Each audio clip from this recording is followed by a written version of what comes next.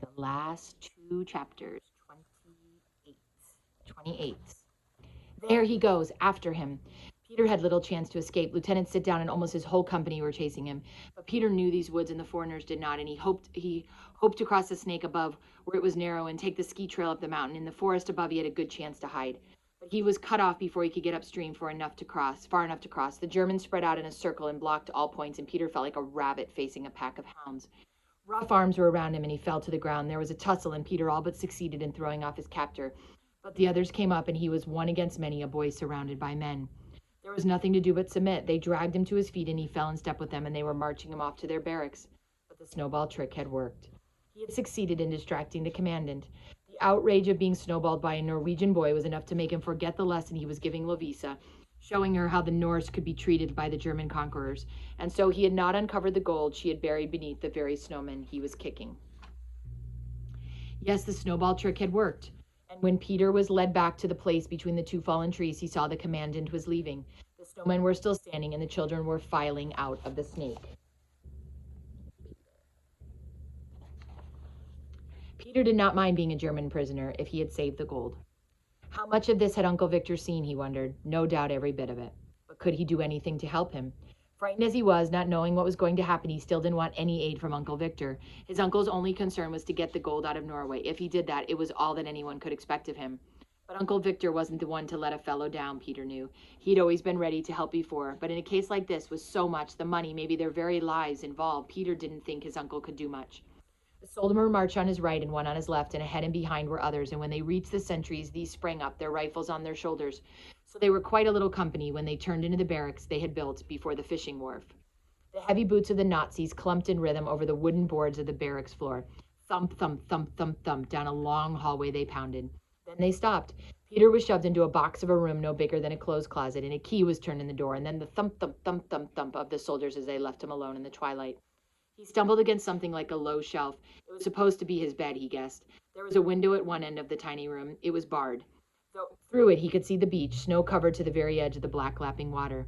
Through the snow, the sentry stepped up and down, his legs swinging straight out from his hips like those of a toy soldier wound with a key. What were they going to do with him?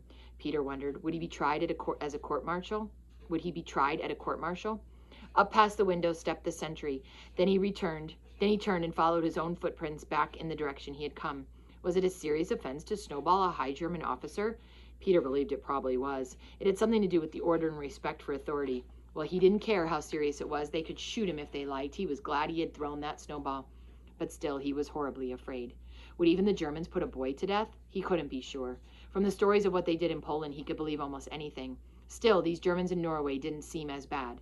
The captain who had gone away had moved his troops out of their sled track, and they had all been very decent and had kept to themselves and had not even raided the food supplies as they had done in other countries. They had all been very friendly except this commandant. But even he had offered to have an orderly help Miss Lundstrom pull the sled on which Bunny and the others sat on thousands of kroner of gold. But Jan's story of Poland kept coming back, of how they had turned the people out of their houses and had taken the priest off the altar at the Mass. When he thought of Jan, his mouth was hot and dry again, for whether or not he was in serious trouble for having snowballed the commandant, he knew he would be if it were known he'd seen the escaped Pole. Lovisa said there was a notice on the school door saying that anyone who was found to know something about him and not telling would be punished by death. By death. How cold was it in this barracks? Even in his windbreaker and heavy outdoor clothes, he felt cold. His teeth were coming together and apart like hammers. The sun had gone down, and there was only a dim gray light coming from outside the inside. It seemed to be raining. Maybe that was why it got dark so early. Anyway, the northern afternoon was over. Outside it all seemed so wet and sad down here by the fishing pier. After a time, a soldier came to the door, and he brought Peter a dish of stew and some dark bread. The soldier spoke to him. "I come back to get your dish. Then I will take you to commandant," he said in German. Peter couldn't eat. He tried, but it was no use.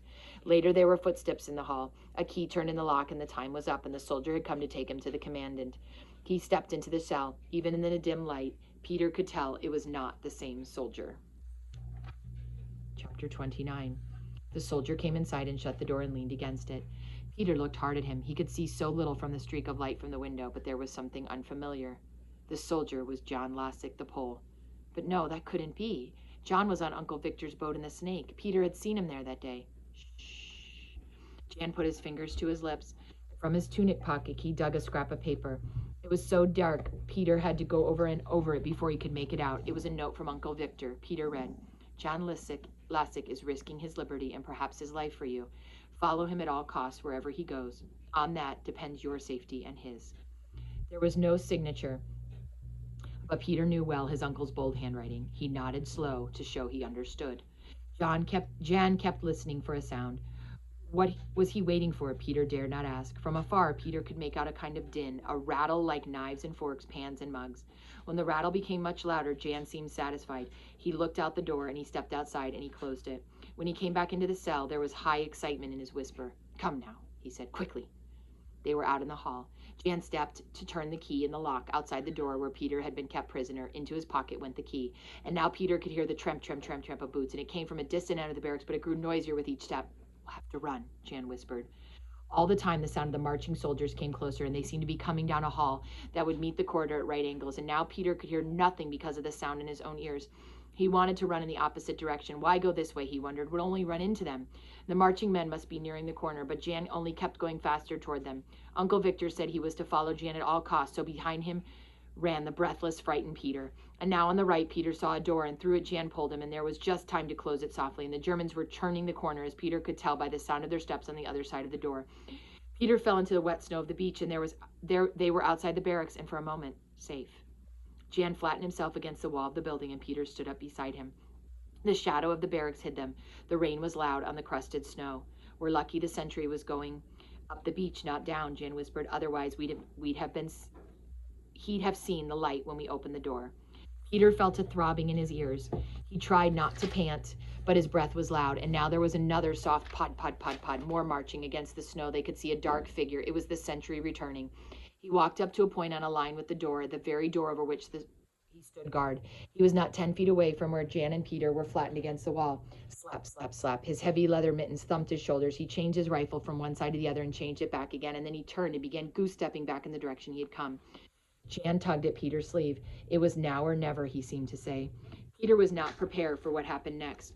Of the fjord and then right into the water itself. The cold water bit his body. The breath left him. He didn't think he could stand another minute of it, and he wanted to run back to the beach, but Jan kept waiting out, and Peter, remembering the warning in the note, found himself following him. It seemed forever, these few minutes they waited in the water, and now Jan was swimming, and Peter found himself doing the same. But you couldn't swim in that close to frozen water.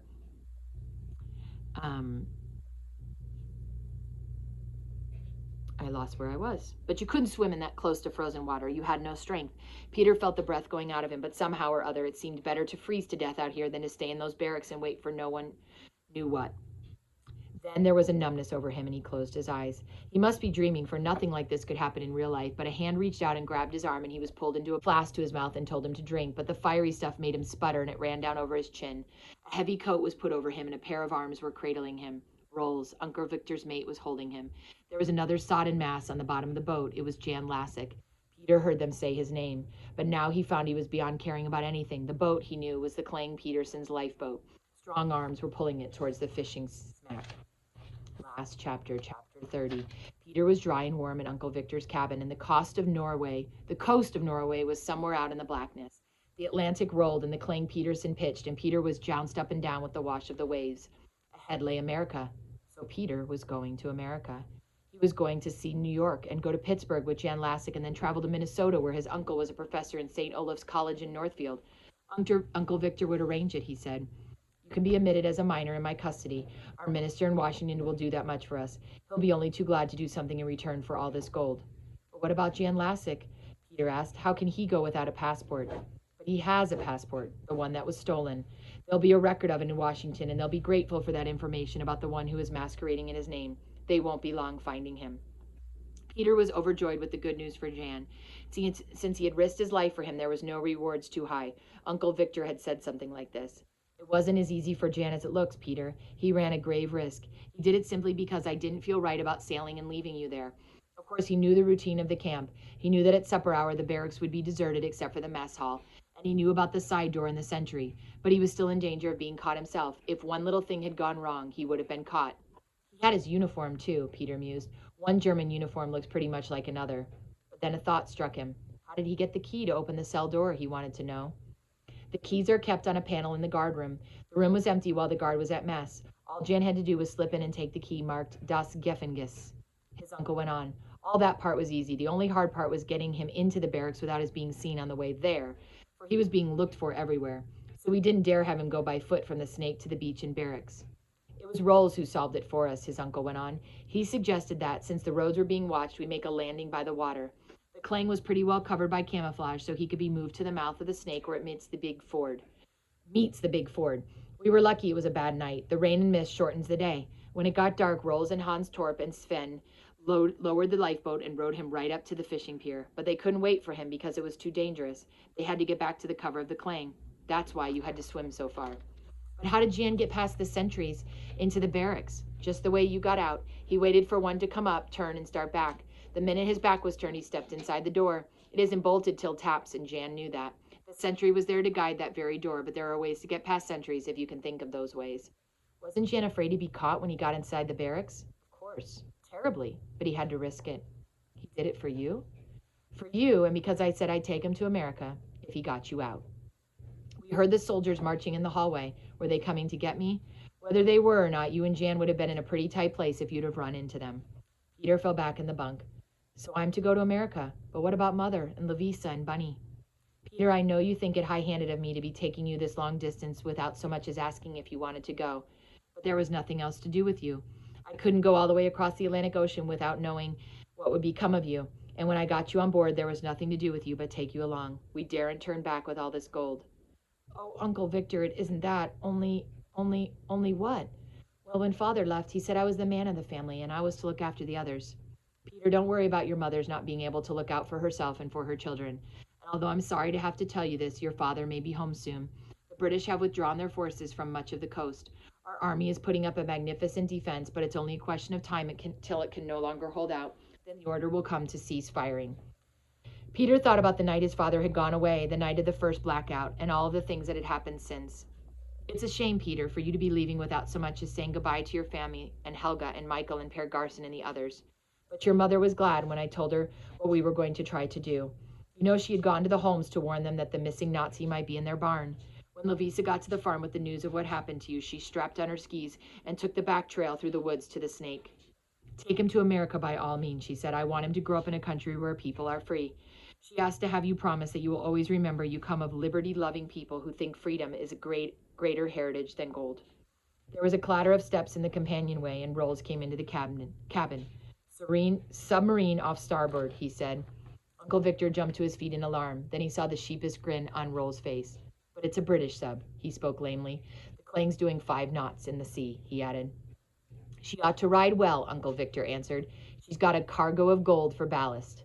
The flag of Norway was draped above the map on the bulkhead. Into the cabin came the notes of a cornet.